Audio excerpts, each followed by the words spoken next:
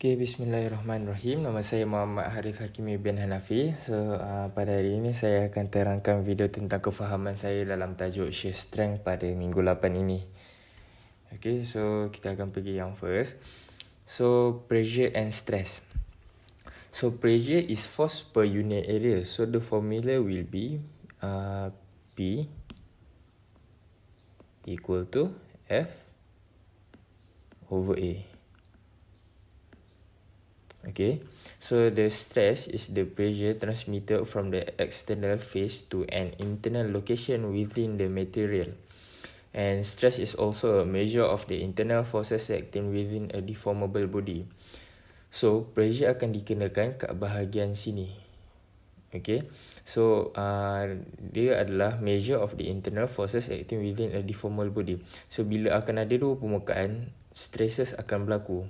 So, kat sinilah cara-cara tempat di mana stres tu akan berlaku.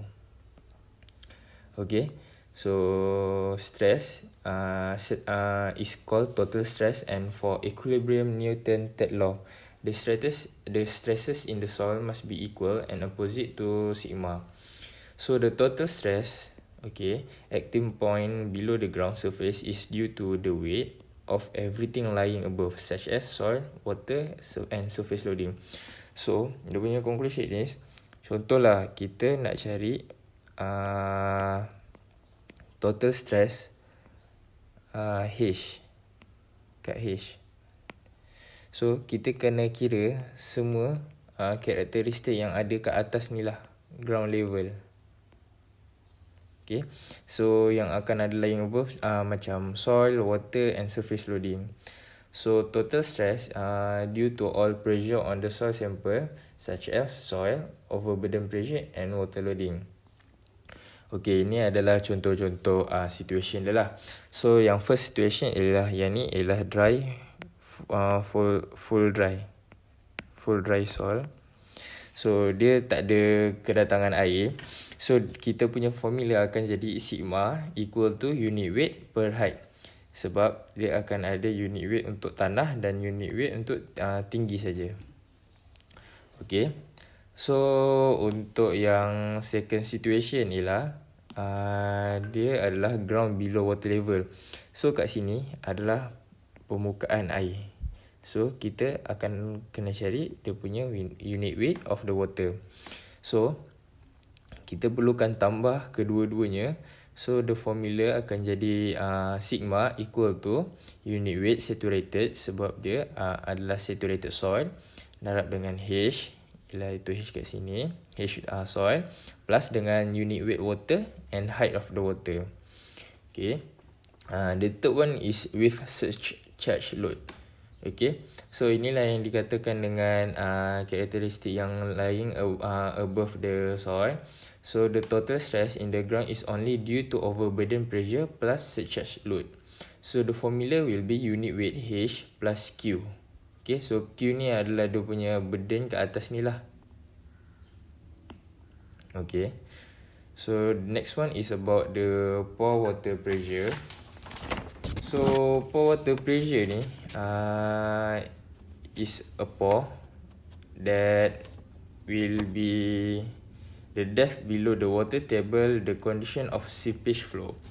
So, function pore water pressure ni, dia untuk tahan tanah daripada berubah bentuk. Okay, dia akan tahan tanah tu daripada berubah bentuk supaya dia tak akan fail lah jika belum achieve dia punya maximum shear strength. Okay, so ini adalah the effectiveness of the stress. Okay, so kita nak cari stress adalah tanpa bantuan dan depending on other condition.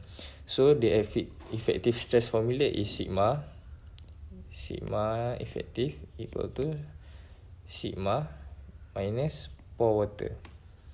Okay, so ini adalah total stress. Okay, so ni adalah pore. So, effectiveness ni kita akan dapat dia punya effective tanpa dia depending on other condition lah, seperti pore water dan condition-condition yang lain. Okay. So dia only valid untuk saturated soil saja. Dia tak valid kepada dry soil and so on. Sebab dry soil tak ada condition untuk pour water lah. Okay. So ini adalah contoh-contoh case with groundwater occurrence. So first kali is no groundwater table. So ni yang bermakna ialah dry. So bila dry, pour water kita akan ignore. So the formula will be only unit weight multiply with height. Okay. So groundwater at surface. So dia punya groundwater ni ada kat surface. So maknanya dia punya tanah tu ada air. So dia punya unit weight will be unit weight saturated and the height which height of the soil lah. So the formula will be unit weight saturated height W minus unit weight water and height water. So kita akan factoriskan dia. Kita akan jadi the difference of the unit weight and height of the water. Okay. So the last situation is groundwater table beneath surface. So dia akan ada 4 unique variable kat sini. So sini adalah groundwater table. So yang atas ni adalah untuk unit weight soil yang biasa. Dan ini adalah height. So yang bawah ni pula ialah unit weight untuk yang saturated sebab dia ada condition of water and the height of the water lah. So the formula will be unit weight multiply by height plus difference of unit weight multiply with height of the water lah. Alright.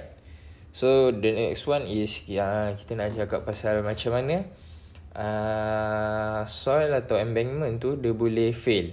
Okay. At a failure, shear stress along the failure surface reach the shear strength. Okay. So shear strength strength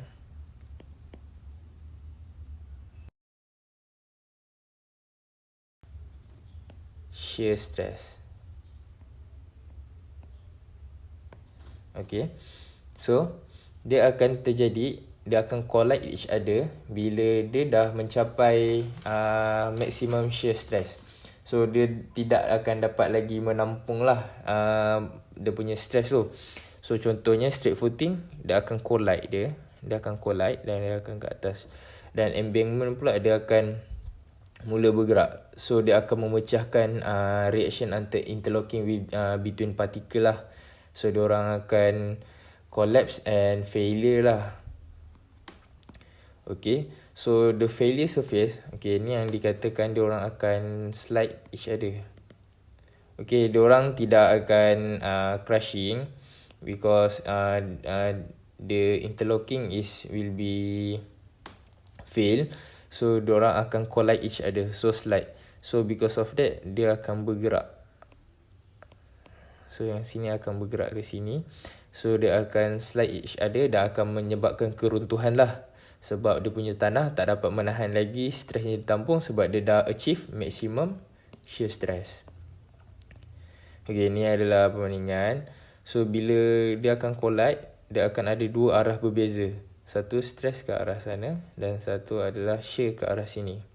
So at failure, shear stress along the failure surface reach the shear strength.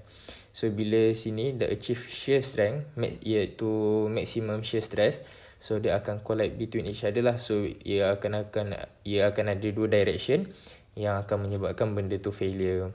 So kalau anda kata dia belum lagi achieve max shear stress, benda ni akan stationary lah.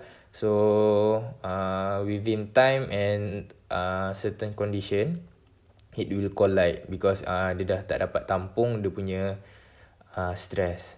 So sebab itu akan berlakukan keruntuhan dan failure lah.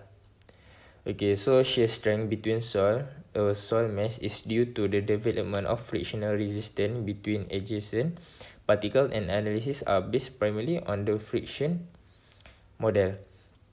So kita boleh tengok resolve ni dengan dua jenis komponen, normal component dengan shear component. Okay. So